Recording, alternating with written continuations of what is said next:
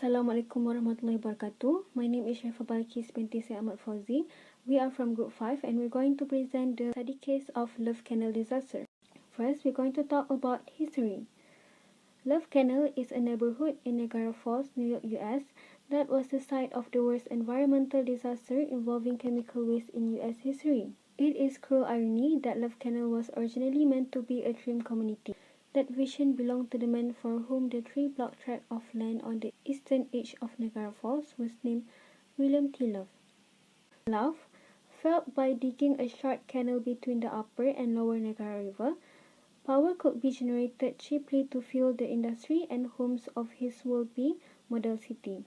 The Love Canal area was originally the site of an abandoned canal that became a dumping ground for nearly 22,000 tons of chemical waste, including polychlorinated biphenyls, dioxin and pesticide, produced by the Hooker Chemicals and Plastic Corporation in the 1940s and 50s. In the following years, the site was filled in and given by the company to the growing city by Niagara Falls, which allowed housing to be built on it. In 1978, however, state officials detected the leakage of toxic chemical from underground into the basement of homes in the area.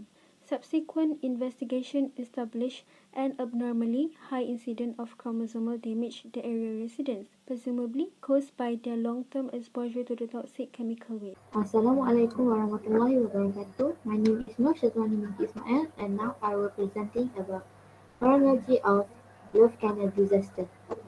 Firstly, in 1942, Hooker Chemical Company was searching a place to dispose a large quantity of chemical waste and purchased the canal to use the site to dump over 90,000 kilograms of chemical. Next, in 1950s, the Hooker Chemical Company closed the dump site and sold it to Niagara Falls Board of Education for $1. Elementary school was opened at that time. In 1970s, the surface of dump collapsed and the barrel of chemical exposed. New York State Department of Environmental Conservation (NYSDEC) widespread the contamination of sewers and sumps in the neighborhood. The Love Canal Homeowner Association is formed, and the President Carter declared a state of emergency. U.S. Environmental Protection Agency contract for a pilot study of chromosome damage. A total of 221 families have moved and agreed to be moved. And in 1980s, U.S. Justice Department filed a lawsuit against Hooker Chemical Company. The Comprehensive Environmental Response, Compensation and Liability Act is enacted. New clay cap installed over canal, and a sum from a resident received compensation. U.S. Environmental Protection Agency decided to burn soil contaminated with dioxin, and consent agreement reached between the U.S. government and Occidental. In 1990s, Occidental Chemical Corporation was permitted to move over 15,000 double-lined plastic bags to its plant site in Niagara Falls for storage. Each bag contained about 3 tons of waste. The final act of the clean-up was focused on containing the remaining waste under a thick clay cap and high-density synthetic linen. The clean-up process took 20 years and $400 million. For 2004, the Love Canal Superfund site was deleted from National Priorities List, and now Love Canal site was transformed to Blackroot Village. The neighborhood west and north of the former canal has been restored, but the area continues to be monitored and will remain eligible for any necessary clean-up in the future. Thank you. I am Nuramia Nazira binti Muhammad Nazri. I will continue to present the causes of Love Canal incident. So firstly, in 1920, urban waste was dumped from Niagara Falls into Love Canal. Secondly, in 1940, U.S. Army dumped waste from World War II. This included the building of nuclear bomb. Thirdly, Love Canal line was covered with clay consisting estimately 21,000 tons of hazardous chemical waste that are very dangerous, like carcinogens, benzene, and dioxide. Fourthly, during construction in building the neighborhood, Canal's clay cap that was used to cover up the chemical waste and walls were breached, and it damaged some of the barrels.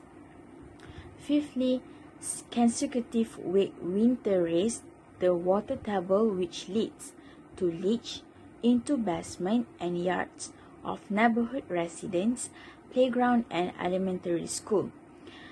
This made the neighborhood to be contaminated with the chemical waste, and also the residents' health was be affected too.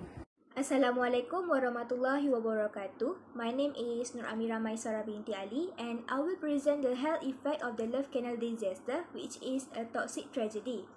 So, the effect from this case is birth defects and many anomalies such as enlarged feet, heads, hands, and also legs. And then, the New York State Health Department investigation and found an abnormal incident of miscarriages. So, in this case, there is a children named Michael Gibbs began attending school in September 1977. He developed epilepsy in December, and then suffered from asthma and a urinary tract infection, and also had a low white blood cell count because of his exposure to the leaking chemical waste. And then there was high rate of unexplained illness, miscarriages, and also intellectual disability. Next, in 1979, the Love Canal residents undergo blood tests, and EPA, which is United States Environmental Protection Agency, announced the result of blood tests which show a high white blood cell count that lead to leukemia and also the damage of chromosome. 33% of residents had undergo a chromosomal damage. And then several studies reported there is higher level of low birth weight babies and birth defects among exposed residents. Then, the National Council noted a study which found the exposed children that have an excess of seizure, learning problems, hyperactive eye irritation, skin rashes, abdominal pain, and incontinence, and also stunt growth. In one case, 2 out of 4 children in a single Love Canal family and birth defects. One girl was born deaf with a cleft palate and extra row of teeth and slight retardation, and a boy was born with an eye defect. Okay, this is a few pictures of Love Canal tragedy, which is abandoned toxic waste dump. And there is a statistic of observed and expected death in Love Canal group. My name is Nur Shahira binti Sari, and I'll proceed with the lesson learned from this incident case. First, the disposal of hazardous waste must be done in the proper way to protect the public health.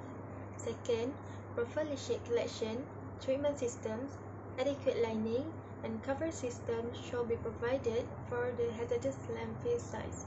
And lastly, we must educate people and environment practitioners about the environment protection and health effect of hazardous waste. And these are the references that we used. That's all from us. Thank you for your interest.